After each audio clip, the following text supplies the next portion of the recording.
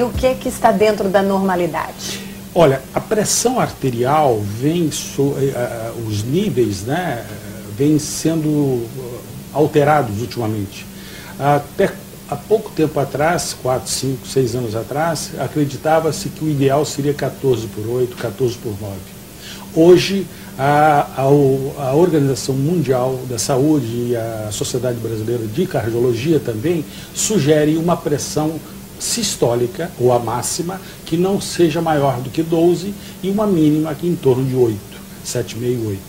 Agora, ao longo do dia, a nossa pressão vai variando, né? Ela varia quando andamos, quando sentamos. Até que ponto ela está dentro do padrão considerado saudável? Certo. Você tocou num ponto importantíssimo, porque a gente está andando na rua e de vez em quando você encontra pessoas que estão lá com a sua banqueta mesa verificando pressão arterial, né? Essa pressão arterial, geralmente, ela vai dar mais alta. Porque o ideal é a pessoa se sentar, descansar pelo menos 10 minutos para verificar a pressão arterial. E se estiver praticando um esporte, então você tem que dar um tempo muito maior, pelo menos meia hora. E a gente também não pode esquecer que é a hipertensão do jaleco branco, né? Você sabe, toda vez que alguém vai ao médico, e até eu mesmo, ou um outro colega, já tem uma descarga adrenérgica muito grande, é chamada hipertensão do jaleco branco. Daí o cuidado que os médicos têm, que as próprias enfermeiras têm, de quando verificam a pressão arterial e o indivíduo tem um nível mais elevado, ele vai verificar depois de mais alguns minutos com a pessoa sentada, deitada e em pé. Essas três posições vão fornecer níveis de pressão alterados.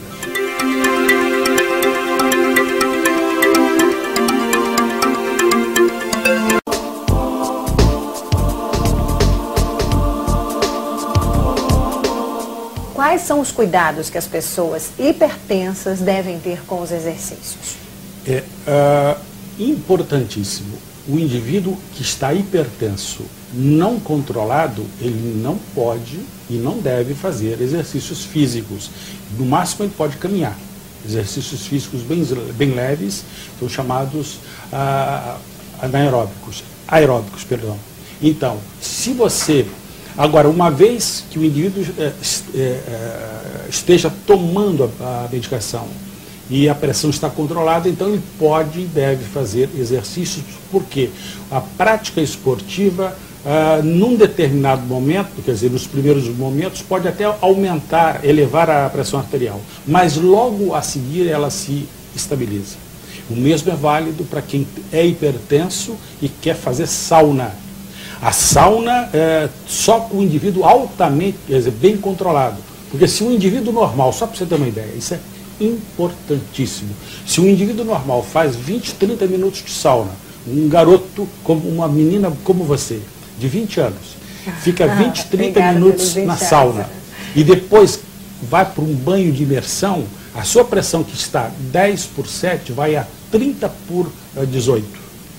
Rapidamente. Então, num indivíduo já hipertenso e não controlado, pode haver até um acidente vascular cerebral.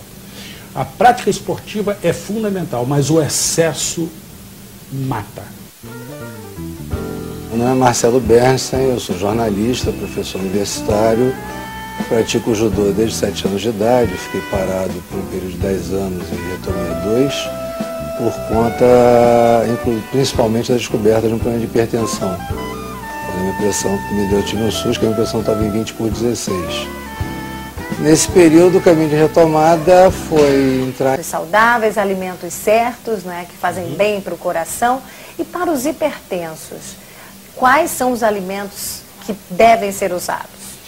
Isso é muito importante. A alimentação é fundamental, né? Há um consenso geral de que o sal faz mal para o coração, para quem tem pressão alta. Na verdade, apenas 50% das pessoas são responsivas ao sal. Se você tira o sal em excesso de determinados hipertensos, eles vão piorar até. E alguns melhoram bastante, mas eu recomendo o sal com moderação. Usar o sal marinho integral, o sal grosso. Porque o sal grosso contém 90 elementos, potássio, magnésio, zinco, selênio, cromo, enfim. Já o cloreto de sódio, esse sal refinado, é cloro e sódio apenas. Isso realmente faz mal. Mas sal grosso com moderação.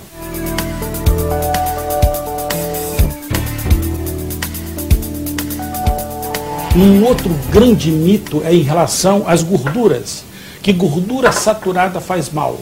Não é verdade. Nós temos aqui a gordura de coco, que é uma gordura saturada, um óleo saturado, e que hoje, olha que coisa interessante, você vai fritar teu ovo num óleo de coco e vai emagrecer, e vai diminuir a sua pressão arterial. Essa é a única gordura, o coco é a única gordura que emagrece. Leia-se, quando você está usando a gordura de coco, leia-se a mesma composição química do leite materno. São triglicerídeos de cadeia média. E, curiosamente, já desde 1940, a gente já sabia disso, né? Quando tentaram engordar porcos dando gordura de coco. Eles emagreceram.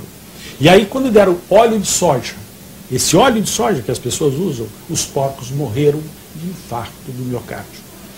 Outros alimentos vegetais, as frutas, etc., porque contém antioxidantes. Então vamos lá. Gengibre, excelente para ajudar a baixar a pressão arterial. E existem várias formas de você bater no liquidificador, colocar nos alimentos, né?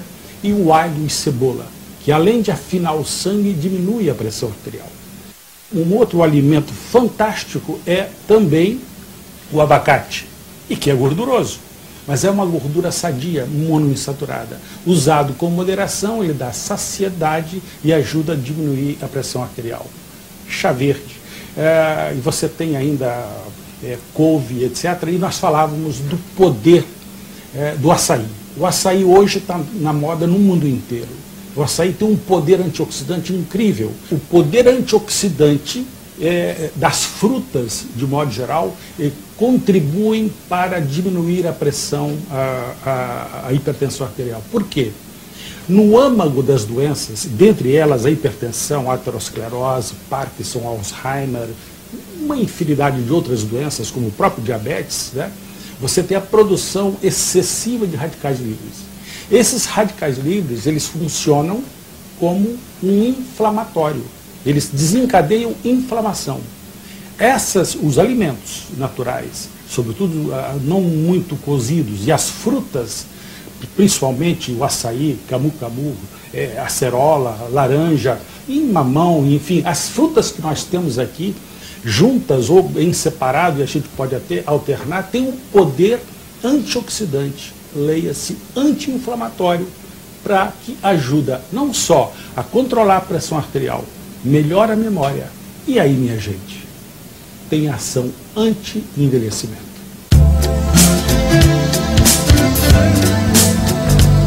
Doutor, e sobre os maus hábitos emocionais? A maneira como as pessoas lidam com o estresse no dia a dia, com a ansiedade, de que maneira esses maus hábitos podem comprometer a vida das pessoas hipertensas?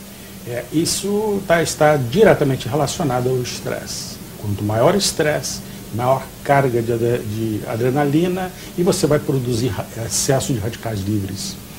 A melhor forma seria, diante de uma situação, né, o indivíduo que trabalha em escritório, que fica o dia inteiro sob estresse, diante de uma tela de computador ou ao telefone, de vez em quando se levantar, deixar o que está fazendo, aí sim, respirar fundo, procurar até sair por alguns minutos e para tentar se oxigenar outra vez. Evidentemente, sempre a prática esportiva com moderação. E aí nós temos o yoga, enfim, você tem que ter alguma outra atividade física, né, hidroginástica, caminhar e sexo, né? Sexo, eu recomendo 3 vezes por dia, mesmo que seja 2 tentativas e uma desistência.